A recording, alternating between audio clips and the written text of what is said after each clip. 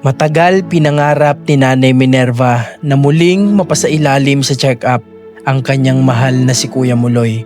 Dahil siya yung isang magulang na hindi nawawala ng pag-asa na gagaling pa ang kanyang mahal na anak. Paano anak, kilala niyo ba sila? Ate. Ate. Anak ko. Tsaka? Ang tatay. Tatay na eh. Okay. Pansin ko, parang may nakikita siya mga bagay na siya ang nakakakita. Dahil sa kakulangan sa pera o sa hirap na rin ang buhay, ay hindi na ulit nagawang ipa-check up ni Nanay Minerva si Kuya Muloy. Matagal na panahon na nung huli itong napacheck up. At dinadala pa ito ni Nanay Minerva noon sa Mandaluyong. Kaya ngayong araw ay ibibigay natin ang matagal na niyang pangarap para kay Kuya Muloy.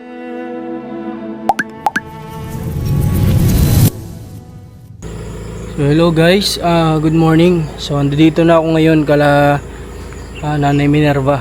Talagang sa totoo lang gusto ko sana magsabi kay Nanay na baka i-reschedule na lang natin kasi tinatrangkaso talaga kami ni Commander. Nagkasabay pa kami magdamag. So ngayon ako lang mag-isa kasi si Rans limot yata, nag-walking kanina. Kahit sobrang sama ng pakiramdam ko, sabi ko mag-aantay sila. Nangihinayang ako dun sa araw na hindi na naman matutuloy, kaya nagpunta ako dito na mag-isa kahit mag-isa. So kapakaramdaman ko yung sarili ko, kung kaya ako nasasama hanggang Lucena, pero kung hindi papasamahan ko na lang sila kay Rans. Nandito na yung ambulansya oh. Nauna na ako kasi nakakahiya, alas 7 kasi yung sinabi kong punta dito ng ambulansya, kaya ano na lang ako, nagbiyahe na ako. Magdamag kami guys, grabe. Magkasabay pa kami ni Commander, talagang halinghing kami magdamag sa sobrang sakit ng katawan. Buti na lang pinagpawisan ako kanina. At pinilit ko talagang pagpawisan para kahit paano makapag-drive ako pupunta dito. Tingnan natin si Kuya Muloy kung naka-ready na. Hindi kasi pwedeng hindi matutuloy guys eh. Panghinayang yung araw. Kaya pinilit ko makapunta dito. Andiyan na sila. Late na nga eh. Anong oras na? Ay, grabe. Ay, kasama si Kuya Melencio. Ay, naka-ready na pala si Kuya Muloy eh. Ready na pala. Tara. Ay, magandang umaga po. Tara nanay. Ready na si Kuya Muloy ah. Alas 6 pa lang ay ano na. Ha? Buti nag-short. Ay nakamuntik na nga sumpungin. Ha? Muntik na sumpungin na nilalagyan ng pampers at siyo. Malay, ana? Buti pumayag. Baway, pupunta tayo sa SMA. Ha? Pupunta tayo sa SMA. Oo, pupunta tayo sa SM, magagala tayo. Oo. Tara, tulakin na si Moloy. Paano tara? Baka tayo maiwan. Kaya nga, tara na. Late na ako. Late na. Filipino time eh. Filipino time. At trangkaso kasi ako na, pinilit ko lang magbiyahe. Naku. Ay, thank you. Tara. Ha? Oh, magagala si Kuya Muloy ah. First time. First time magagala. Talaki na si Tara na. Moloy. Oh, wala.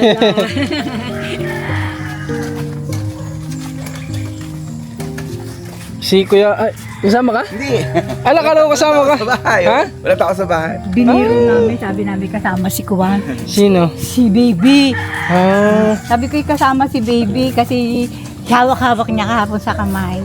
Sabi ko kasama yan. Abay, katakot-takot na pang-aamo ko kaya sinusumpong ng nilagyan ko ng pampers ay sinusumpong pati siya. ano sabi po na sa'yo? Ay, sabi, sala na. Pati nga yung pampers, baligtad pa. para lang may Buti na lang ay pumayag. Ay, oo Napashort nyo tsaka napadiaper nyo no. Kala ko hindi pa papayag eh. Kahapon po na nakaligo siya. Hindi siya naligo kahapon, kanina lang ko siya inano. Ay kanina naligo siya. Yung linis ko kanina. At siya din kaliligo pa. Tingnan natin si Kuya Muloy.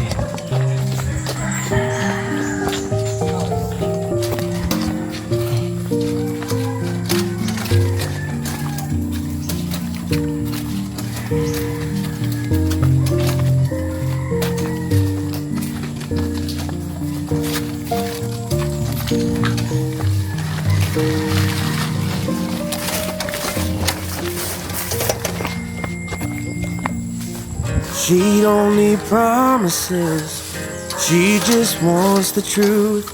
She brings the calm just like a quiet prayer fills the room. Kisses like Sunday, fights like Friday night. And I'd go to hell and back just to hold her tight. She slips right through my hands.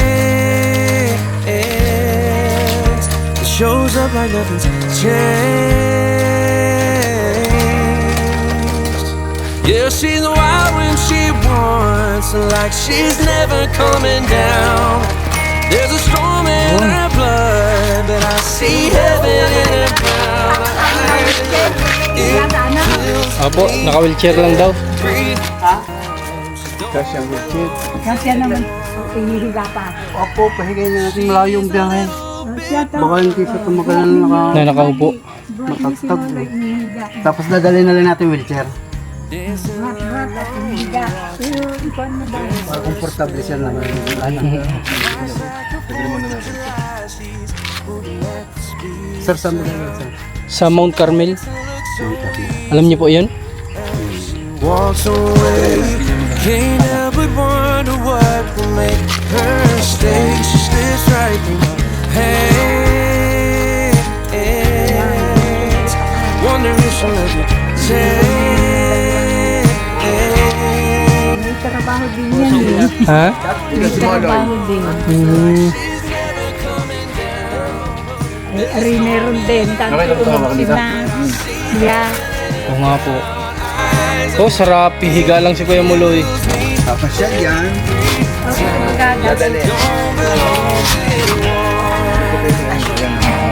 Pwede hindi na.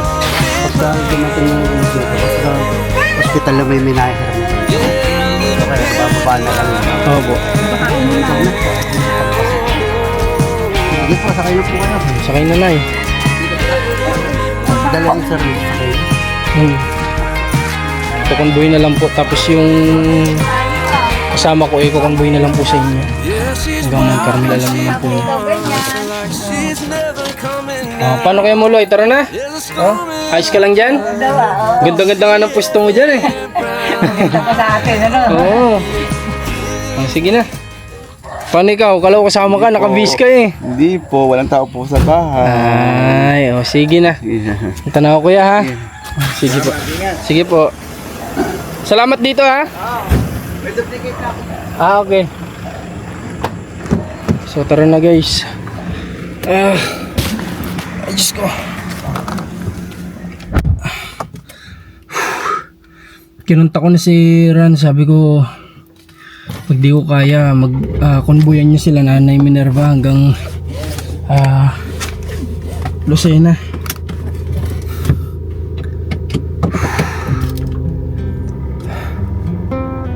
Guys, nagkataon pa naman. Ngayon pa naman kami, sabay pa naman kami ni Commander.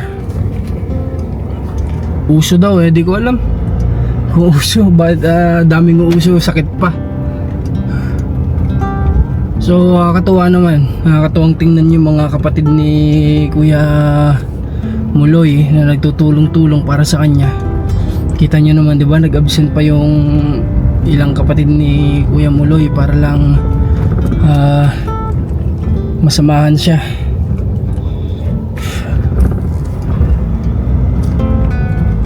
So sana maging maayos si Kuya Muloy sa magiging check up na to. Sana maganda yung gamot at sana inumin ni Kuya Muloy yung gamot na i-reseta sa kanya kasi ito na lang yung pag-asa natin, yung ma-check up si Kuya Muloy at gumaling pa.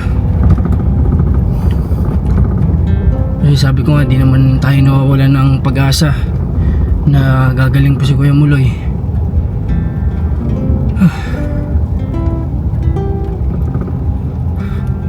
Kakaawa din kasi guys, every time na pupunta ako sa kanila, nakikita kong nakahiga lang siya ng ganun, nakakaawa pong tingnan. Kaya sabi ko, gawa natin ng paraan para ma-check up siya.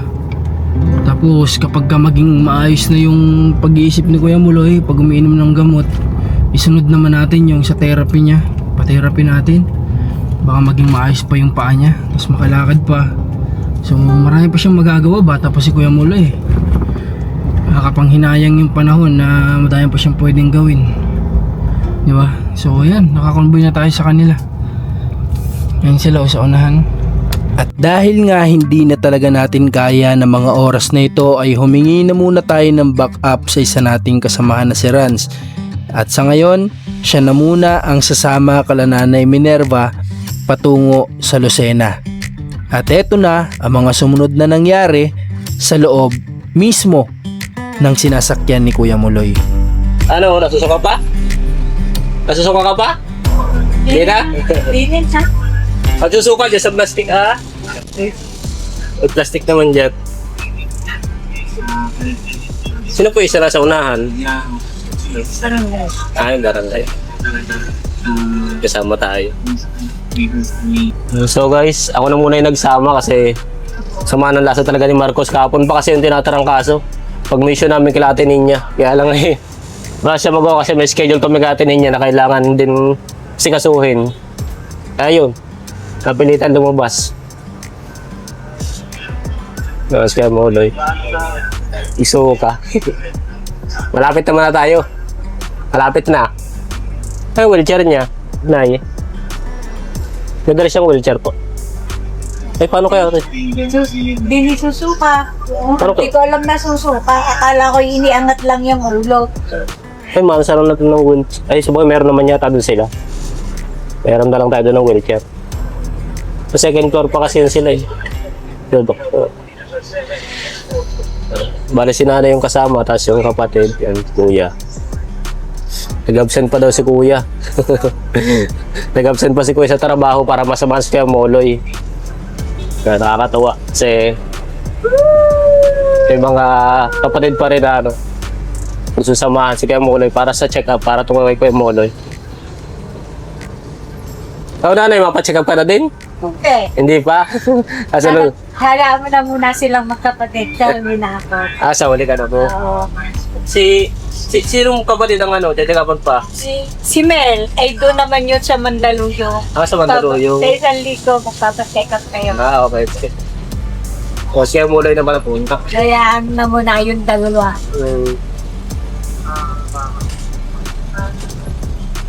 Napapagod lang naman ako.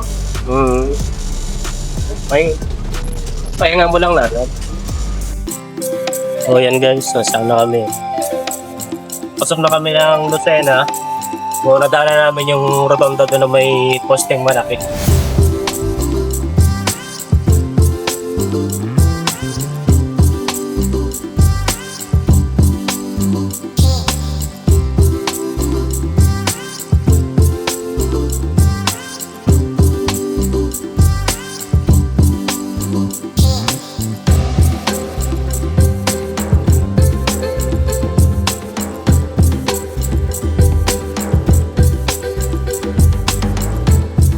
So guys, nandito na tayo. Tapos kaya Muloy.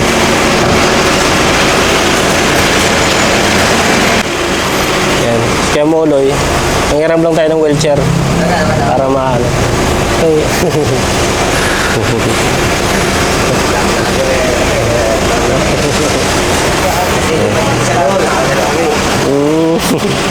Kasi ano ko yun. Palipat lang namin sa kay Dr. Darius. Oo. Dito lang naman po. Dito lang yun. Ayan sila Nanay Minerva. Ay. Papasakay lang natin ng wheelchair si Kuya Muloy para madala natin.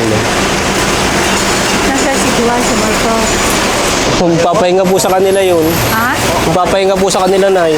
May sakit. Natarangkaso po yun, kahapon pa. Bumalik na doon. Opo. Kaya nga po ako na muna pinasama. Ay, ikaw na lang kasama.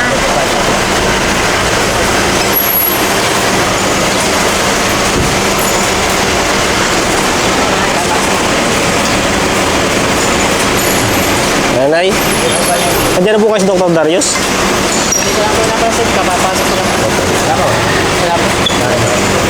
Ayan. Magpapaano na muna tayo, ano? Papa-schedule po, ano? Yung ano niya. Tara. Tara po, Nanay.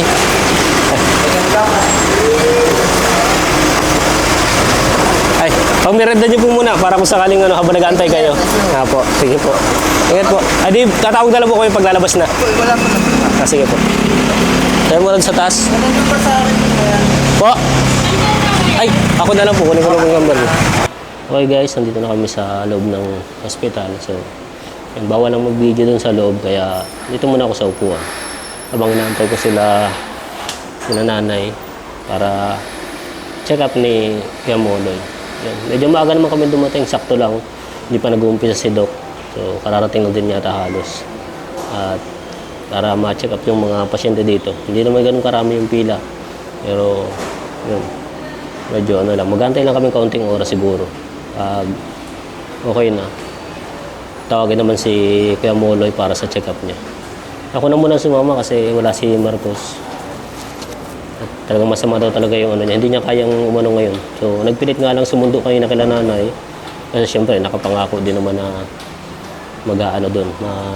Dadalhin si Kuya Moloy dito. Kaya, nagpilit na lang din. Pumunta ka na nanay Minerva. Totally, kahapon pa yung masamang pagkaramdam. Kilatinin niya pa lang, pagpunta pa lang namin. Masama ng pagkaramdam nun. Kaya, ayun. Pilitan na lang din. So, sa ngayon, ako na muna yung kasama nila Kuya Moloy dito para mapacheck up pa ng ano. Para hindi naman sayang yung schedule kasi pinaschedule namin sa ambulansya at saka dito. So, kailangan talagang madala. Kasi ito yung schedule niya ngayon.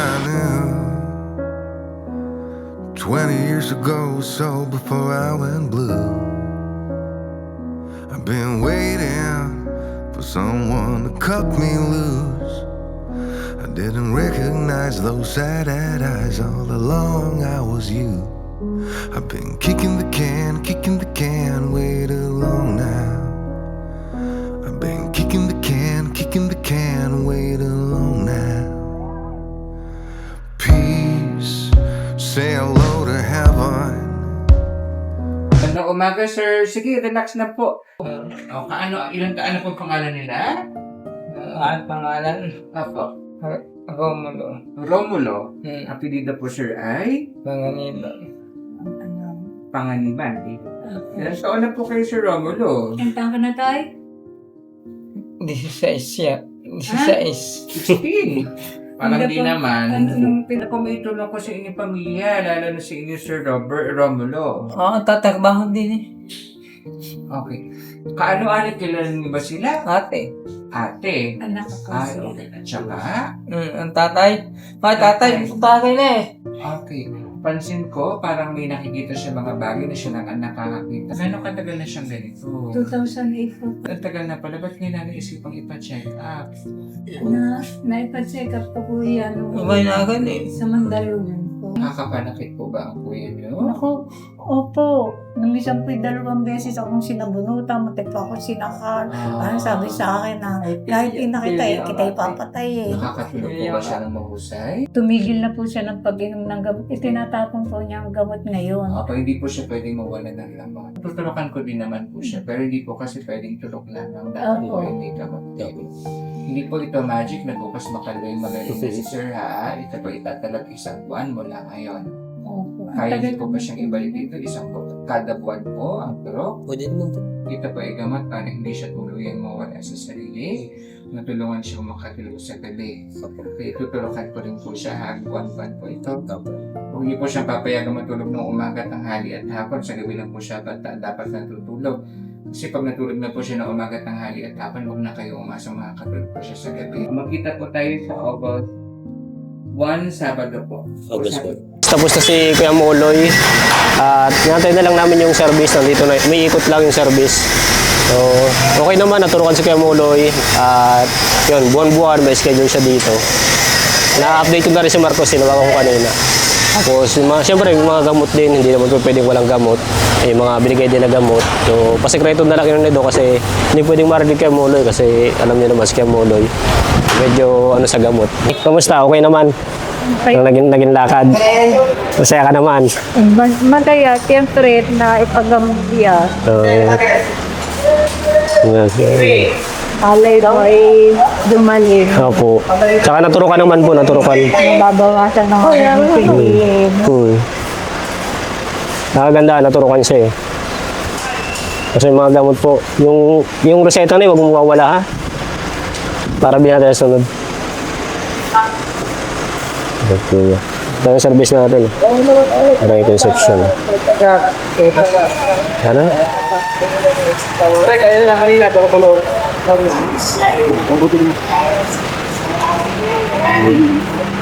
Tumaloy, ayos naman? Ito ang hirit ko kung Hindi naman masakit yung turok. ito pakita.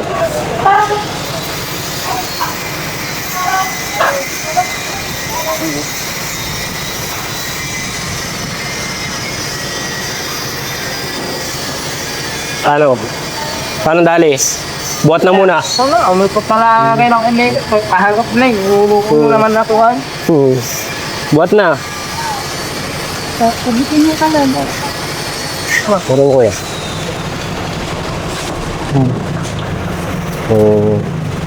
Sige. Mamasya na ulit tayo. Di ba? Tapos mo pa, Parang di ba? Okay. Ayan. Kung saan na nanay.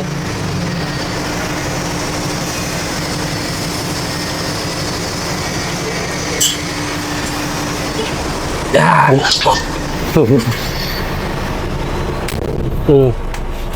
Ano kuya? Ayos naman yung turok? Masakit? Hindi. Masakit? Nakatatlo eh. Naglikot ka eh. Mabali ang karayong. Naglikot ka kasi kaya ano yung karayong. Naging tatlo. Isa lang sana yun. Ano? Hindi ba napipindot yung gamti na ganyan? Na tinitingnan niya kasi yung karayom eh, kaya na ano. Pero kung hindi siya nakatingin. Kinikilig. Ano? Ano? Ayos naman kuya? Hindi, tutulungan mo na ako magkayas ng walis. Ha? Magkakayos ka na ulit ng walis. Boy, nagbibigay sa akin na pambili ng bigat. Bigyan Doon na na siya yun. kumita no, utangan ng mga kapatid, hindi ba kapatid niya? Umutang sa kanya. Okay, ngayon naman ay yung mga kapatid ng buwan nag-aasikaso sa kanya. May katulong na ako. Kahit taga-kayas lang ako, taga ako. Balik na tayo guys. Nung nagpa-check up kayo kay Ninya, Oh. magkano no? Nung kainin niya po ay halos libre yung check-up eh. Gamot lang binabayaran namin kaya nagtaka si Mark bakit gano'n ang laki ng konsulta eh. Sabi ko ay siguro po gawa ng turok. Mahal po kasi talaga ang turok ng namin. Eh buwan-buwan daw ang magiging turok niya. Buwan, kailangan Opo. 2,000 buwan. Opo. Pero baka naman sana ay medyo mababa naman ha. Baka sa unang turok lang. Ayos lang yun, Nay. Basta gumaling si Kuya Muloy. Yung pera, kinikita naman eh. Mahalaga si Kuya Muloy. Pag yan nakakapagkayos na ulit ng walis. Madaming mag-donate sa kanya. No? Opo. Kung may mga tutulong tayo. May mga sponsor na gustong tulungan si Kuya Muloy para sa pagtuturok sa kanya. Yan. Saka dito din naman kami kahit paano alalay naman kami. Kahit pabili malag ng gamot, gaya no? Okay guys, so ngayon awa ng Diyos, matapos ang 2 araw na sakripisyo natin sa trangkaso, lagnat, grabe talaga. Hindi ko alam, sabi nga nila uso daw ngayon, kaya ayun, after ng 2 araw na trangkaso ay ngayon okay naman na po tayo. At nakita nyo po na nung pumunta ako kahapon kay Nanay Minerva, talagang gustong gusto ko nang i-message si Nanay Minerva, Nanay, risked na lang po muna natin, talagang di kaya ng katawan ko. Pero naisip ko, nakakahiya, unang-una nakakahiya kalakap na lumapit-lapit tayo sa kanila tapos tayo yung hindi makakarating. Pangalawa, kay Kuya Muloy, nakakahiya na siya ina-ready na tapos di tayo matutuloy. Pangatlo, kay Nanay Minerva na umaasa na mag-check up na yung anak niya sa likod ng matagal na panahon na gusto niya mapagamot, ay hindi na naman matutuloy. Kaya minulat ko yung mga mata ko, binangon ko yung katawan ko kahit sobrang hirap. Iniligo ko matapos magpapawis ng konti. Niligo ko din. Pumunta ako kay Nanay Minerva. Nakita niyo naman sa vlog, kahit wala akong kasama, pumunta na ako doon para lang, kasi hindi nila isasakay si Kuya Muloy sa ambulansya hanggang di tayo dumarating, alam ko yun. Kaya yun, dumating tayo, 7:30, 7 ang usapan. Na-late man ako ng 30 minutes, mahalaga nakarating tayo. Tapos yun, sabi ko kay Rans, tinawagan ko, Rans, mag-abang ka dyan sa Candelaria kasi dyan na kami dadaan. Sumabay ka sa ambulansya, samahan mo sila. Tapos yun, nag-abang si Rans, then nagbigay ako ng pera para sa pampa-check up. Tapos pang merienda ng mga driver at pambili ng gamot. So yung magiging gamutan daw ni Kuya Muloy, base sa sabi nila Rans, ay every month meron na siyang regular check up. So maganda yun. Pangalawa, meron siyang regular na turok. Maganda din yun. Yun, ang magiging turok niya ay 2,300 pesos yata every turok. Sa totoo lang, mura pa yun. Kasi yung mga pinagamot dati ni Commander, kagaya kay Dagay, ewan ko kung naalala nyo pa, si Dagay noon 5,000 pesos to 6,000. Ano pa lang yun, check up pa lang yun. Sobrang mahal. Ito dito kay Dr. Dario, mura na yun. Kaya maraming salamat sa mga nagpray para matuloy yun yung check up, at sa mga nagpe-pray para kay Kuya Muloy na siya gagaling pa. Guys, ito yung maganda. Ito yung ito yung pinagpe-pray ko na sana lapatan ni Dr. Dario ng turok si Kuya Muloy, at ito na nga, nilapatan niya ng turok. Yun nga lang, nakatatlong turok kasi nga every time daw na ilalapat yung panturok, tinitingnan kasi ni Kuya Muloy, so iniiwas niya yung kamay niya, kaya nakatatlong turok tuloy sa kanya. Buti na nga di nabali yung needle niya. So yun, sa tingin ko na mas susunod ay mas magiging kalmado ng isip niya.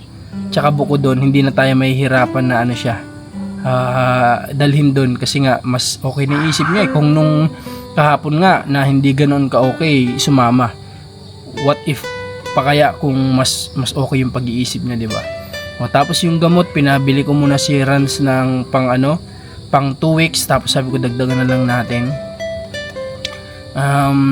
Masaya naman si Nanay Minerva na yung anak niya ay sa awa ng Diyos ay na-check up na. Yun. And then babawi tayo sa pagbablog, guys. Talagang tinamaan lang tayo ng trangkaso. Kaya salamat din kay Lord at okay na tayo ngayon. Bukas back to mission tayo. Kaya tinin niya may mission din kami pero hindi natuloy dahil nga dito sa gantong sitwasyon. So yun, guys. Sana naging masaya kayo sa naging mission natin na ito kay Kuya Muloy, na alam ko marami ang nag-wish sa inyo na mangyari ito, na siya ay ma-check up.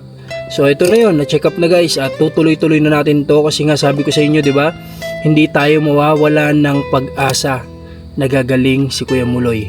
Kagaya ng iba nating tinulungan na gumaling, aasa rin tayo sa Diyos na gagaling si Kuya Muloy. Magtiwala lang tayo sa Kanya kasi marami siyang gagamitin na tao para mangyari yun. Para hindi masayang yung buhay ni Kuya Muloy na nandoon lang siya sa munting tahanan niya na yun.